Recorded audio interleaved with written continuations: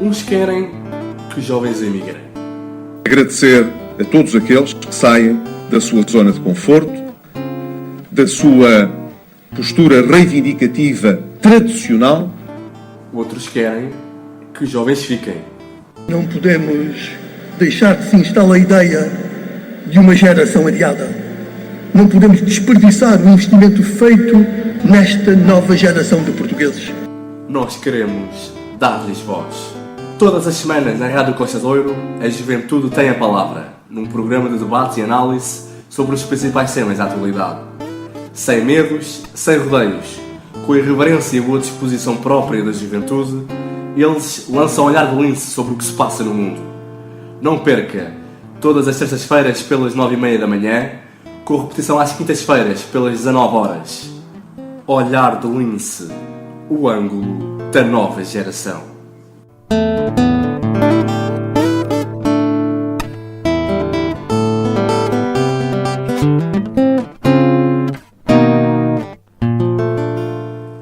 Bom dia, seja bem-vindo a mais um Olhar de Lince. Como sempre, tenho Pedro Cabrita e Pedro Filipe ao meu lado para dissecarem os principais temas da semana.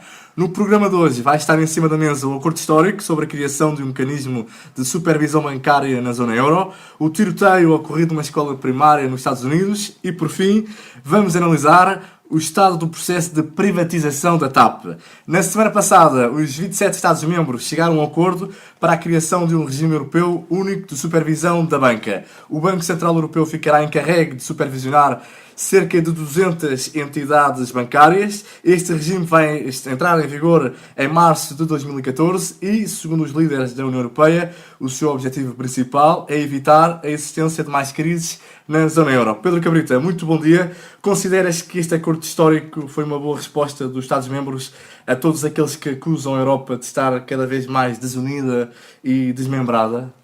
Bom dia. Sim, nesse âmbito é um acordo histórico. Primeiro porque há muito tempo que a Europa não conseguia ter uma união numa decisão, fosse qual fosse, não é? Logo aí é uma coisa importante.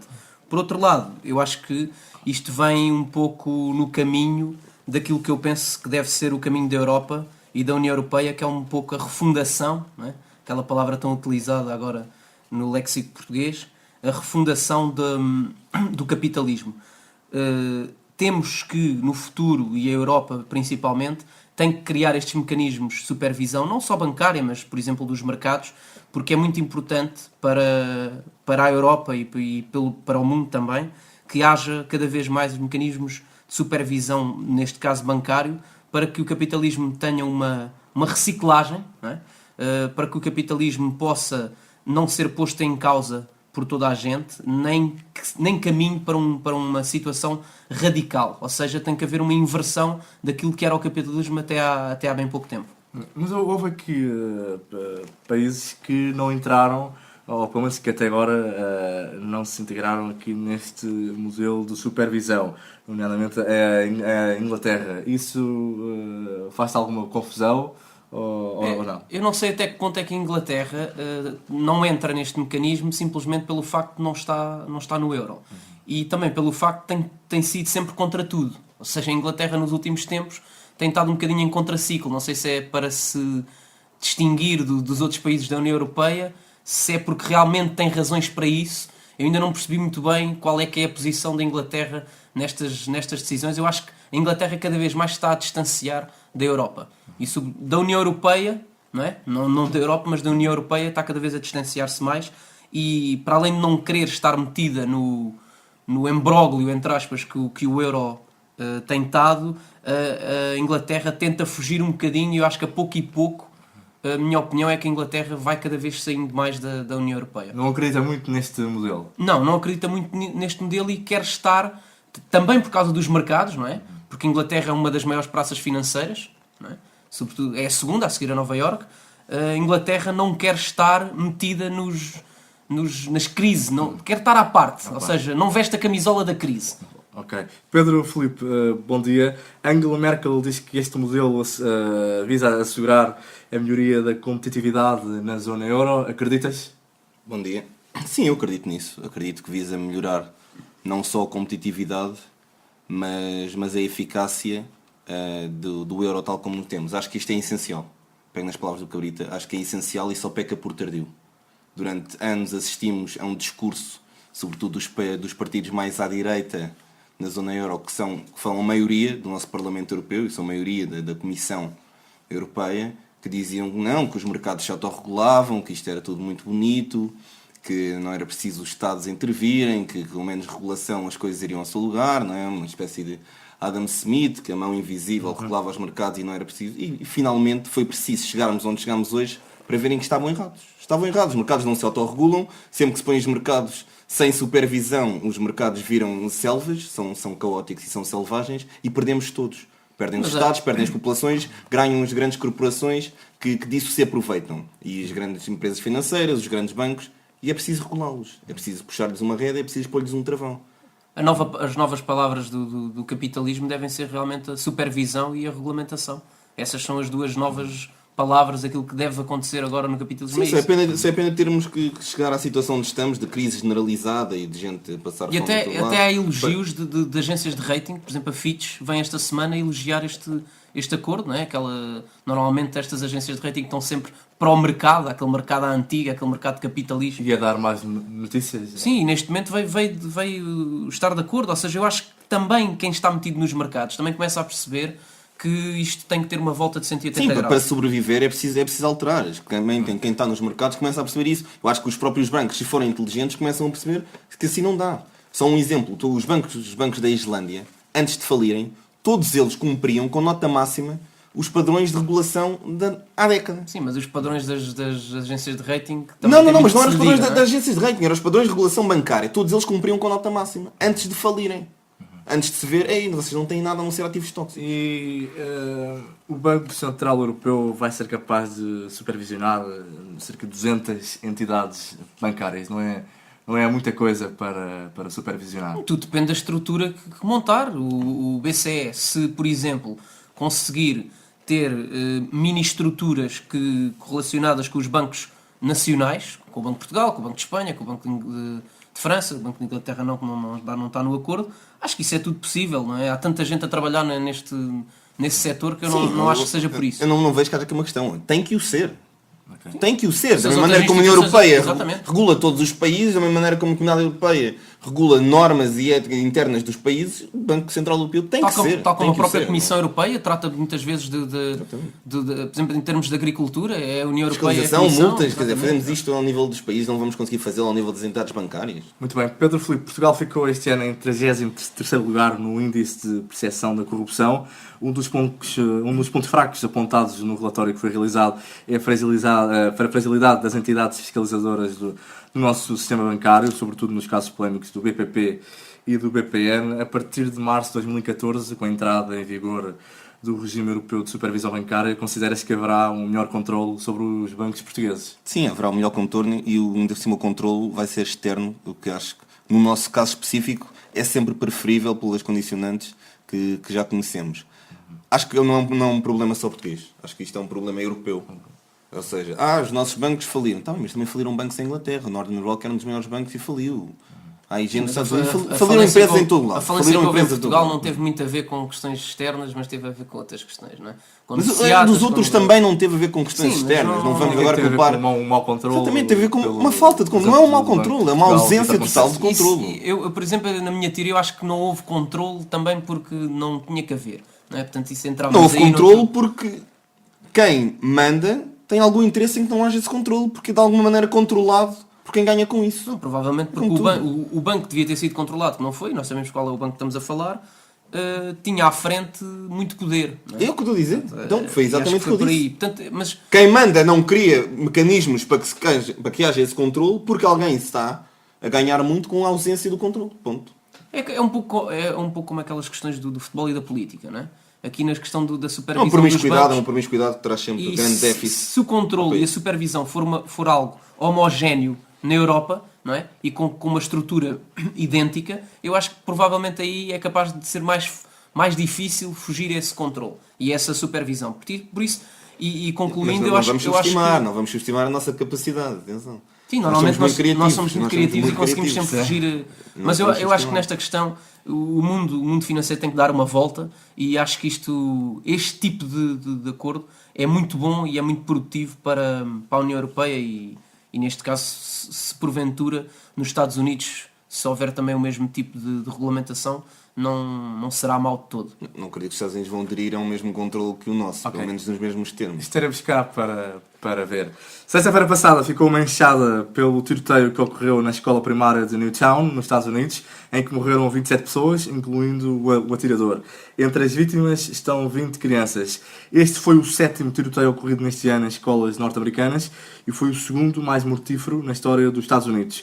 O presidente Barack Obama afirmou na cerimónia de homenagem às vítimas do tiroteio que a América não pode aceitar este tipo de massacres como se fossem rotinas. Pedro Cabrita, estamos a falar de um país onde recentemente o Supremo Tribunal anulou a proibição de armas no estado de Illinois, considerando que o direito à posse de armas deve ser respeitado em todo o país. Acreditas que é desta que as regras que facilitam a compra e venda de armas de fogo nos Estados Unidos vão ser alteradas? Bem, nesta situação nem sequer vou ao ponto social e ao ponto dramático das famílias e desta situação que é para mim uma tragédia, uma coisa, nem me lembro de coisas que possam ser piores do que uma coisa destas. Acho que é uma coisa horrível. Aquilo que se pode retirar daqui, aquilo que interessa aqui comentar é realmente essa situação das armas e uma conclusão, a primeira conclusão que eu retiro quando li esta notícia e quando vi em direto e nas televisões esta notícia foi: a verdade é que isto acontece sempre um pouco mais aos Estados Unidos.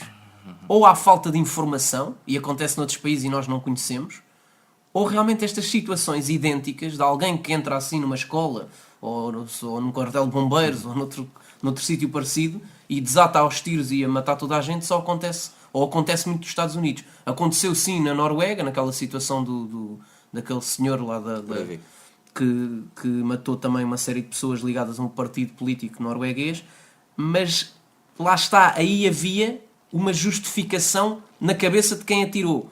Aqui, e noutros casos semelhantes nos Estados Unidos, parece que é uma coisa arbitrária. Algum maluco entra numa escola e desata os tiros às crianças à queima-roupa. E a minha pergunta é sempre: qual é o motivo? Não quer dizer que havendo um motivo justifique, nada justifica, mas a pessoa fica sempre com curiosidade de perceber o que é que levou aquela pessoa a fazer aquilo. A outro ponto é a facilidade com que as pessoas nos Estados Unidos têm armas em casa. Esta situação em concreto, este rapaz de 20 anos tinha 6 armas. A mãe dele. Mas a mãe dele precisa de 6 armas para quê? Não consigo entender. É algo que me foge da minha racionalidade. E achas que é desta que se vai alterar? Acho que o presidente Obama, se veio discursar na situação em que veio, no timing em que veio, e veio falar disso e veio meter o dedo na ferida, não seria lógico que depois de dizer isso não acontecesse nada, não é? Eu acho que se ele vem discursar e vem dizer que as coisas vão mudar, se não mudar, então é porque há qualquer coisa que não está bem. Se bem que ele não tem, se bem que temos que perceber que nos Estados Unidos não funciona como na Europa, como nos países europeus. É difícil às vezes mesmo o Presidente dos Estados Unidos conseguir impor certas leis nos Estados. Portanto, é difícil. Os Estados às vezes conseguem dar a volta e não cumprir com aquilo que é a meta a alcançar pelo Presidente ou pela presidência dos Estados Unidos. Exato, mas em cada caso destes surge sempre um novo debate sobre o controle das armas de fogo e acaba-se por não se fazer nada relativamente a esse aspecto. Pedro Filipe, é desta que as coisas vão ser alteradas? As coisas vão ser alteradas e o Presidente Barack Ou Obama melhor, primeiro, porquê que as coisas ainda não foram alteradas? As coisas não foram alteradas porque o lobby das armas nos Estados Unidos é um dos maiores lobbies existentes. A NRA tem um grande poder, toda a gente sabe disso, e as coisas não vão ser alteradas como nós gostássemos, como nós gostávamos que fossem. É como as questões da defesa também, das guerras. Os Estados Unidos normalmente, ciclicamente, têm que entrar em guerra para poder dar ao mercado das armas dinheiro. Ou seja, vai haver aqui uma restrição. Já disseram que ia haver uma restrição. E isto é uma alteração aos Estados Unidos e lá já é surpreendente. Vai haver uma restrição no acesso a armas automáticas e semi-automáticas. Em regra é permitido a pessoas com mais de 21 anos... É anos... isso que eles vão legislar. E sem Mas cadastro... isso muda o quê? obter armas. Portanto, Quer o dizer, rapaz que entra na escola, a em vez de dificuldade- matar com pistolas automáticas, mata com pistolas... Mas isto, para a mentalidade americana, isto já é um grande, Já é um processo, grande uma avanço. grande evolução. Mas eu acho que Estamos a temos uma falar de um mentalidade país, completamente estamos a diferente. falar, exatamente, estamos a falar de um país que tem uma maneira de ver as coisas completamente Mas diferente. estamos a da falar nossa, de um país, neste Pedro- campo específico. Pedro Filipe, desculpa interromper-te, estamos a falar de um país onde existe uma grande evolução relativamente a certas áreas e depois é o mesmo país onde o fascínio por armas de fogo está constitucionalmente protegido. De que forma é que isto se explica? Porque isto é histórico e não se consegue explicar a história de um país. Quando nós vemos os filmes americanos... Consegue-se explicar do a Oeste, história, não é? Mas, não consegue explicar a história. A história já é difícil de explicar. O que a história deixa na marca evolutiva e genética de um povo é ainda mais difícil. o que tu queres dizer é que isto tem a ver com a história deste país. Também tem a ver com a história deste país, tem a ver com os lobbies com que esse país Tem a ver com a guerra civil que houve nos Estados Unidos também, que tem muito a ver com as E questões no das vosso armas entender também. também é a história que justifica Basta ver, se eu não a vejo os existência números, de os números, publicidade de números armas da- de fogo ao lado os números da de- OCDE, por cada 100 habitantes, nos vários países da OCDE, não é? E nos Estados Unidos, por cada 100 habitantes, há 90 armas. Isto diz tudo. O segundo país que vem a seguir tem 20 armas por cada 100 É a habitantes. cultura da arma. Exatamente, há uma verdadeira cultura da arma, um verdadeiro prazer. E verifica-se a publicidade em jornais e revistas de armas Não ao é- lado. Há um documentário do Anúncios Michael de Moore, brinquedos. há um documentário do Michael Moore, não é? Onde, no Bowling for Columbine, onde ele mostra, vai a um banco e abre uma conta e quando abre a conta dão-lhe uma arma. Pois, isto é uma coisa completamente... Como aqui te dão um telemóvel, dão-lhe Sim, uma não- arma. nós E depois europeus ele não pega temos naquela qualquer- arma e vai a um supermercado lá, a um market, e compra munições para a arma. Ele mostra como em 5 minutos, abrindo uma conta e com $10 com munições, está armado no meio da rua. Pois, nós na Europa não estamos habituados Mas a as isto. Isto é uma sociedades nova... evoluem, certo? As sociedades evoluem, sim. Não chegou... Mas há certas tradições que nunca não chegou mudam, ao não é? período de pôr termo a essa tradição. É que já Acho que- houve sem a mais. Já houve crianças inocentes. É o que eu digo, acho que nós europeus que somos, não conseguimos compreender a mentalidade deles. Neste capítulo não conseguimos. Um adolescente norte-americano não pode beber com 18 anos, não é? Mas um adolescente norte-americano com 18 anos já pode comprar uma arma. E já conduz a 2. Há muitas contradições. Porque o pelo beber menos é na mais nossa- perigoso aparentemente. Exatamente. É uma coisa. Posso ter uma arma, posso conduzir. Posso andar armado a conduzir. Não posso ser beber uma cerveja. É algo que nós não percebemos e é difícil de alcançar. Tal como, Temos se calhar os americanos olham para nós e também veem coisas que Há muita não coisa que conseguem nos une entender. com os não é? americanos no capítulo das armas nunca será uma delas. Nunca será uma delas. Bom, vamos à TAP. O processo de revitalização da transportadora aérea portuguesa está a chegar à fase final. O empresário German Efromovich, de nacionalidade colombiana, brasileira e polaca desde 2012, é o único candidato para a compra da TAP. Trata-se do proprietário da companhia aérea Avianca, que tem voos para a Colômbia, Brasil, Peru e Equador. Estima-se que com este negócio o Estado português vai arrecadar cerca de 20 milhões de euros. Pedro Cabrita, o processo de privatização da TAP está a ser transparente? Está muito transparente. Porque, primeiro, é sempre o mesmo representante do governo português que está neste tipo de negociatas, não, de privatizações de interesse público. Eu, quando ouvi o valor, 20 milhões, pensei, ouvi mal, é 20 mil milhões? Não, é 20 milhões. 20 milhões pela TAP. Não sei, fico assim um bocadinho a pensar... Só vai levar uma avioneta das mais pequenas. Será que isto é um bom negócio? Não, E não depois é. começo a investigar e vejo que... Há quem diga que a TAP está em liquidação Sim, total mas- e que apresenta bem. um passivo de Mas 1,2 mil milhões de euros. Quando se compra uma empresa, compra-se o passivo, mas também se compra o ativo. Não é? E a TAP tem um grande ativo. O que aqui me faz confusão é como é que só aparece um candidato e aí dava para defender o governo? Vem, só há um candidato, por isso a empresa não vale nada. Mas causa estranheza, não é? Causa estranheza e parece que não há mais candidatos porque já sabem que não vão ganhar. Eu acho que é mais por aí. Como assim, Pedro? Porque eu acho que antes do concurso público e antes da venda já está destinado quem é que é o comprador. Que é o que acho que acontece também na RTP. Se não vejamos, este senhor Efromovich, que tem um nome parecido com aquele senhor russo que veio também e comprou o clube de futebol do Se Chelsea. calhar também é russo, ele aqui não descobriu essa Não, quando nacionalidade. ele quiser comprar uma Algo na companhia Rússia russa, será. tornar-se Portanto, um até lá, oligarca. não. Tem ligações com um senhor de seu nome José Dirceu, que é o chefe da Casa Civil, ou era o chefe da Casa Civil do ex-presidente Lula, e que foi condenado a 10 anos de prisão, 10 anos de prisão, por formação, quadrilha e corrupção ativa no caso Mensalão. Mensalão. E acho que este é o senhor que representa, ou que ajudou o senhor Afromovich, ou Afromovich, a vir a Portugal comprar a TAP. Pedro Filipe, este processo está a ser tão transparente como nós esperaríamos. Isto é mais um caso relvas. É mais um juntar à longa lista de casos relvas que nos vamos habituando. Tudo. Eu digo tudo o que o relvas está metido, mais tarde ou mais cedo acaba por ser discutido por nós e acaba por ser discutido em praça pública como é que é possível. E tenho a certeza que este negócio se vai fazer. Eu acho que Com nós este podíamos até até empresário- telefonar a relvas antes de fazer o programa. Com este Era para empresário perguntar quais eram os nada temas. duvidoso com as suas nacionalidades, onde de repente se vê com uma norma que diz não, a empresa só pode ser vendida à maioria do capital a quem tenha a nacionalidade comunitária, e ele se lembra, espera lá, que eu tenho um avô que era polaco, para acrescentar ao tio brasileiro. Ele é para acrescentar. boliviano, Para colombiano, acrescentar, sim. brasileiro e polaco. O senhor é ONU. Eu não sei como é que o senhor não é secretário de Estado das Nações Unidas. O senhor Provavelmente é ONU. quer Ele tem comprar, pode todas vir a as comprar. nacionalidades. Depois está envolvido diretamente, não é, com alguém que, como o Pedro acabou de dizer, que foi condenado agora a 10 anos de prisão no escândalo mensalão. Escolheu um ótimo, Ou seja, é uma normal. ótima publicidade. Depois está a negociar com o nosso melhor ministro, que é Miguel Relvas. E depois está a adquirir uma empresa pública, que é uma empresa de aviação, por 20 milhões de euros. Eu acho que E eu não tenho mais nada a dizer sobre isto. O ministro Relvas É só juntar os factos. E eu nem vou concluir. devia Não vou ser concluir criado, nada. devia ser criado As um pessoas novo concluem. ministério, quando houvesse uma remodelação, Ministério das só houvesse negociatas. o Ministério dos Negócios com o Estrangeiro. Portanto, há o Ministério dos Negócios Estrangeiros e o Ministro Relvas podia ser o Ministro do Negócios com o Estrangeiro. Porque ele vende tudo. Tudo. Da melhor venda que nós Eu acho que é aquele vendedor. O que é que querem? Ele chega a outro país e pergunta: o que é que vocês querem? Querem uma empresa de eletricidade? Querem uma empresa de aviação? E há sempre tudo. E com preços de saldo. E com descontos. Preços de... Bom, para Liquidação total, completamente liquidação total. Para as últimas notícias que têm vindo a público, o líder do PS, António José Seguro, pediu na semana passada a suspensão da operação de privatização da TAP. Pedro Cabrita, este processo de negociação já se arrasta há alguns meses. António José Seguro acordou tarde. O António José Seguro acho que nunca acordou. Acordar tarde, isso já é um elogio.